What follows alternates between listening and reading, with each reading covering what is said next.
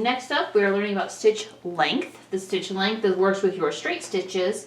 It defaults to 2.5 millimeters, so it's 2.5 stitches per millimeter.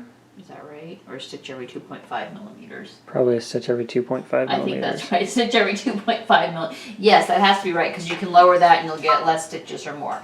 And yeah, you just press these buttons. You can, without actually hitting the basting, see there's your basting stitch, or excuse me, that's your basting stitch. Or you can just leave it there and up your stitch length and it'll have the same effect. And as with the stitch width, you can, if you want to set your machine so that that's where you're at, you hit the memory button and that'll save it and that'll now become your default stitch length until you reset it. And it goes right back. And that's it. There's your stitch length.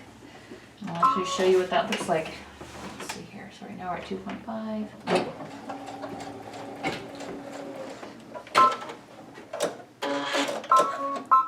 Lower it. I would lower it a little bit more.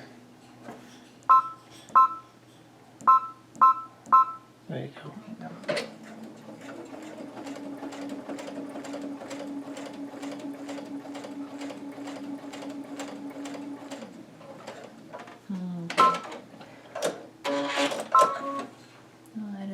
Fine stitch.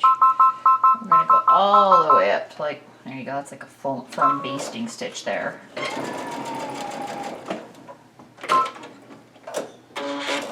There you go, the standard stitch right there is fairly narrow, and then I dropped it all the way down to 1 stitch every millimeter, which is really fine. And then of course I just threw in almost a basting stitch, which essentially just pops right up. So there you go. If you want to change your stitch length, that's where you do it, is the length right there. Okay.